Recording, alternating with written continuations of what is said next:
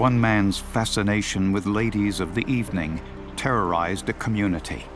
Had it not been for his arrogance, an old running shoe, and an unusual bullet fragment, he might never have been caught.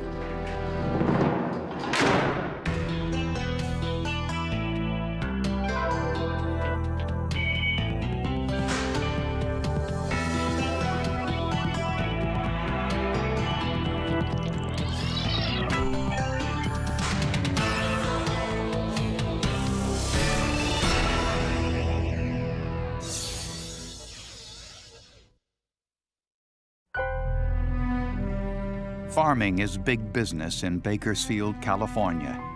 The area boasts warm weather, flat terrain, and a sophisticated canal system for irrigation.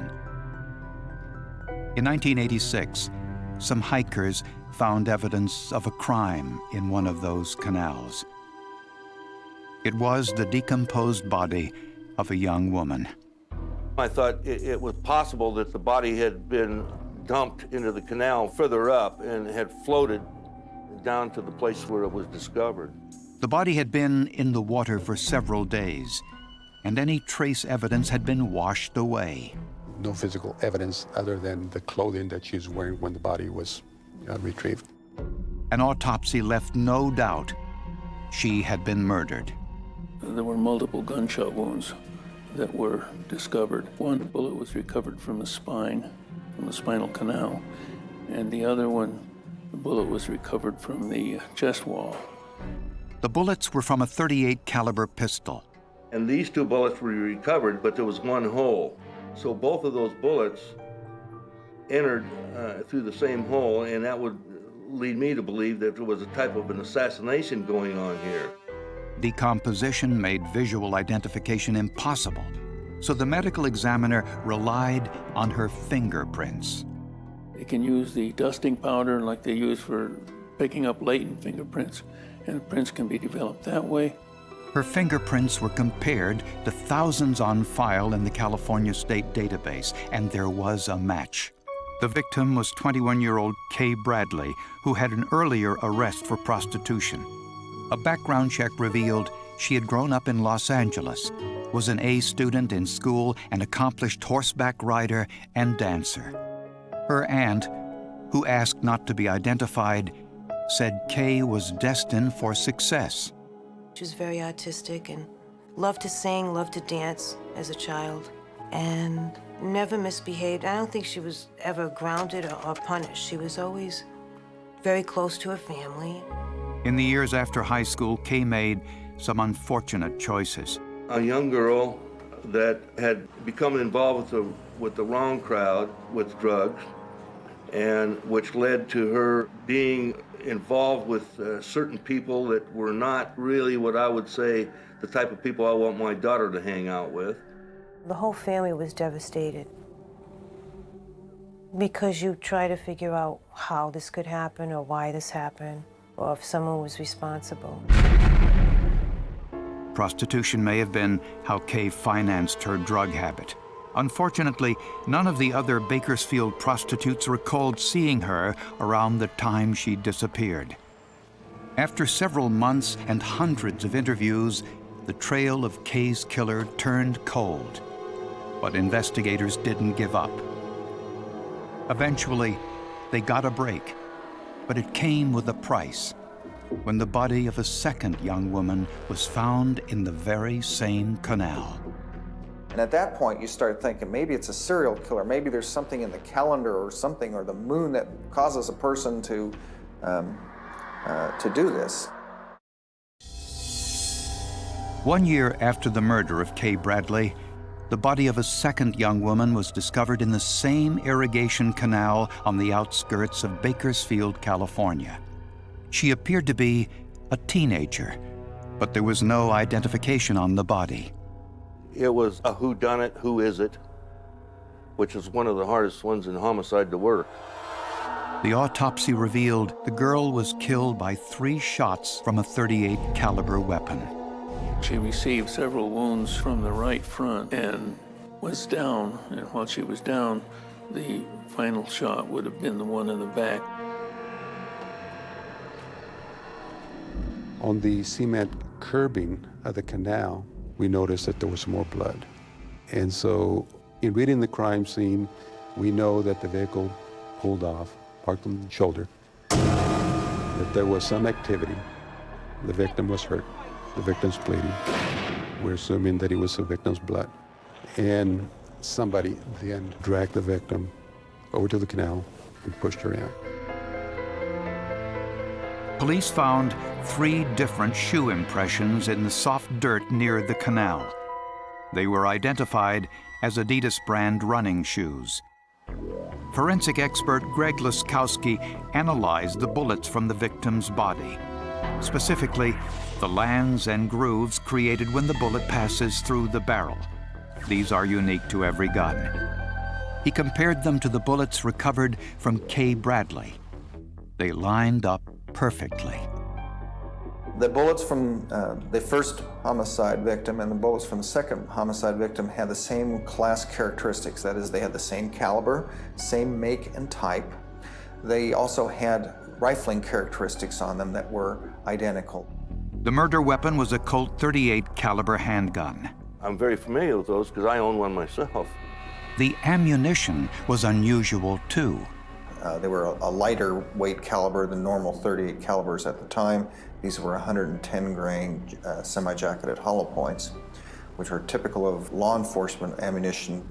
It did occur to me at that time again, we're possibly looking for someone in law enforcement, security work, prison guard, that type of thing, because the perpetrator had disposed of that weapon. They kept it. The first task facing investigators was to identify the young girl. Her description didn't match anyone listed in missing persons reports, and her fingerprints didn't match any on file with the California State Database. Since there was a condom wrapper near the victim's body, and because of the way she was dressed, investigators suspected she was working as a prostitute. We started showing this Polaroid photograph of our victim's face. And on that first night that we were out there, we actually, by luck, found this prostitute who recognized the photograph. And she said that she recalled seeing the victim. She was identified as 15-year-old Tracy Clark, a runaway from Seattle, Washington. Tracy's friend, a fellow prostitute, last saw her leaving with a customer driving an unusual vehicle. She's seen Tracy Clark get into this vehicle, and that was the last time she was seen alive. She described this vehicle as a light-colored pickup truck with a camper shell with bubble windows on the side. But there were thousands of similar trucks in California. But the murder weapon, the type used by law enforcement, was a definite clue. On a hunch, Bakersfield police looked inside their own community and discovered one of their colleagues owned a pickup truck matching that description. It belonged to Sheriff's Deputy Dave Rogers. Ironically, Rogers was Detective Solis's former partner. We worked side by side for, I don't know, I'm guessing 2 or 3 years, on the same beat. He would back me up on calls and I would back him up. We would have coffee together. Deputy Rogers, an 11-year veteran of the force, was well-liked and highly respected. To see if Rogers' truck was the one Tracy got into, investigators tried an unusual experiment. I went and picked up the witness, and I told her, I'm going to take you for a drive, and I want you to see if you recognize any vehicles. Investigator Loggy showed her a number of similar-looking vehicles in Bakersfield, but the one she identified was the one parked outside Deputy Rogers' house. She immediately started hollering, that's the truck, go arrest him, go arrest him. And I says, are you sure? And she said, I'm positive. When questioned, Rogers denied any involvement in the murders. His service revolver, a Smith & Wesson .357 Magnum, was clearly not the murder weapon. and there was no record Rogers ever owned a Colt .38 caliber handgun. Both investigators and prosecutors needed much more than just their suspicions that Rogers was somehow involved. My job is to present enough evidence to satisfy the standard of beyond a reasonable doubt. There's a jury instruction on what reasonable doubt is, and it's not just any doubt, but it's not beyond any doubt. It's just a reasonable doubt. That is, it really couldn't be anybody else but this man. Bakersfield detectives had 2 unsolved murders. A suspect who was a member of law enforcement, but little else. So investigators went back to the witness who saw the second victim, Tracy Clark, getting into a light-colored truck and asked her if she could identify the driver. They showed her a photographic lineup consisting of 6 individuals. I advised the witness that I was going to show her a series of photographs that she may or may not recognize. Don't be afraid to say that you don't recognize anybody. You don't have to. It didn't take long. I said, that's the guy that drove that pickup truck that I seen Tracy get into the last time she was seen alive. And she pointed to Roger, David Rogers. At that point, I didn't quite soak in, I can believe that we're looking at a deputy on the murder of 2 prostitutes. Deputy Dave Rogers once again denied any involvement in the murders. Since these were his colleagues, Rogers may have felt more comfortable during his interrogation than others would, and he did something consistent with that. He put his foot up on the desk. And Detective Mike Loggy remembered something. And I looked down and looked over, and there was the shoe tracks, the shoe that resembled the shoe tracks that was taken at Tracy Clark's scene. Was it possible that Rogers, an experienced law enforcement officer, would wear the same shoes to a murder interrogation he wore to commit the crime? Detectives sent Rogers' shoes to forensic analyst Greg Laskowski. There was the center logo, which identified the shoe as being Adidas, and the overall size of the shoe was consistent, but there was a chunk out in the tread pattern. Laskowski pressed the tread pattern of Rogers' shoe into a mixture of fingerprint powder, Comet cleanser, and very fine clay. And sure enough, Laskowski saw the same tread patterns and same nicks and indentations in Rogers' shoe impression that he saw in the impressions found at the crime scene. I was astounded to be able to identify David Rogers' shoe as having been at the crime scene. But to prosecutor Sarah Riles, it wasn't enough. I mean, you can put the 3 scoops of ice cream in there, that's fine, but it's not a banana split. But you've got to add the bananas, you've got to add the whipped cream and the cherry. The whipped cream and the cherry are the fluff. They're what makes it look good. The bananas are what makes the case. In the back of Rogers' truck, police found dozens of pairs of women's underwear, nude pictures of prostitutes, and a .38 caliber Colt revolver. That was just unbelievable. You couldn't put in words what one was thinking at that point. It's as if, is this really all true? Is this a coincidence? To see if it was the murder weapon, it was fired into a water-filled tank to stop the bullet. It slows down the bullet, and relatively quickly, within a matter of 1 to 2 feet, the bullet falls harmlessly to the bottom of the tank where it can be collected. A comparison of that bullet and those found at both crime scenes left no doubt that this gun was used in both murders. Now, Sarah Riles was satisfied. You know, it was all so clear then. Once we had all that laid out, I mean, there was nothing else it could be. And it was extremely important. And from the serial number, investigators discovered the gun was registered to the owner of a local diner. Interestingly, several years earlier, Deputy Rogers investigated a burglary call at that same diner. Behind the cash register was the owner's Colt .38 caliber pistol. Apparently, Rogers stole it. David Rogers went in there and picked that thing up and put it in his pocket, and he wrote down the theft report on it. He had that gun ever since, and he used it to kill 2 human beings with. So that made me angry. Dave Rogers was arrested and charged with 2 counts of first-degree murder. When Dave Rogers was identified and arrested, I was angry, I was shocked. You know, I trusted him with my life. You know, who knows, you know, for whatever reason, you know, I could have been a victim. I mean, those kind of crazy thoughts at one point in time went through my head.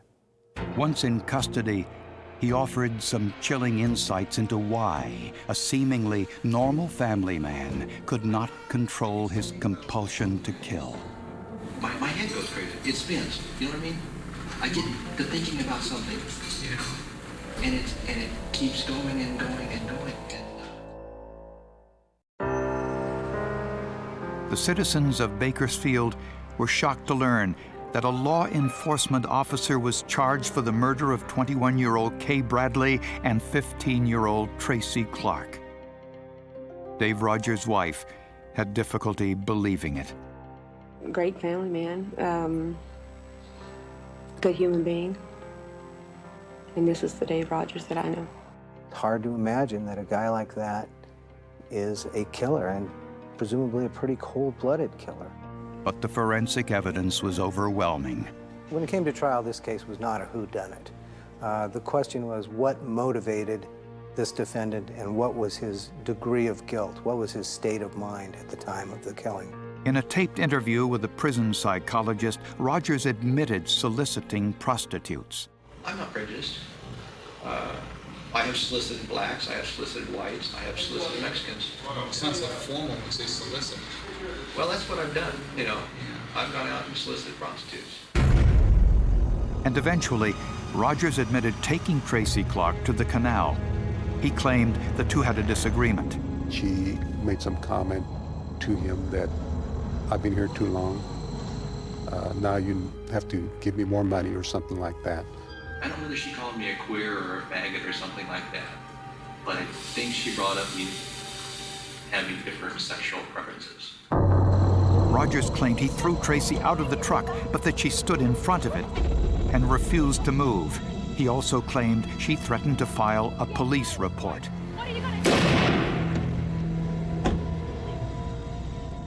He's making it sound like a self-defense because he claimed that Tracy Clark was screaming and hollering and scratching him and that sort of thing at the scene.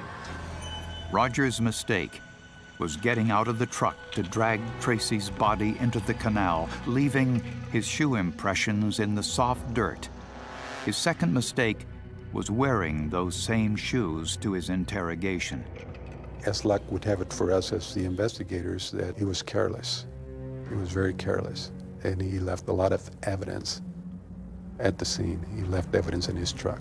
He left evidence at home. Rogers had no explanation for why he killed his first victim, Kay Bradley. He made a comment, if they did match my gun, then I must have done it, but I don't remember. Rogers claimed his actions were caused by parents who emotionally and physically abused him as a child. You know, to say that he was some sort of really nice guy who was just reacting to his childhood just kind of makes you want to throw up. Rogers also hinted he welcomed the death penalty. I can't deal with having killed this other person. I did not believe I should live. I'm not. Are you saying, though, in some ways you plotted your own demise? I just gave him what they needed. So you knew you had a plan? Yes. Dave Rogers went on trial for the murder of Kay Bradley and Tracy Clark. It took the jury 2 days to find him guilty. He was sentenced to death. Juries like to be able to figure out things for themselves. They like to not play detective, but play detective story writer, in which they have a lot of clues and they can put them together and say, this can only be this man. As far as I'm concerned, he's as worthless as there is, but he'll probably outlive me. He's sucking my air, and I'm paying for his room and board up there as a taxpayer. When I think about this case, the thing that really comes to my mind is how he really led that double life, how he seemed to be one thing and was accepted as that respectable law enforcement officer, and yet at night, like Jekyll and Hyde, he'd go out and have a completely different side.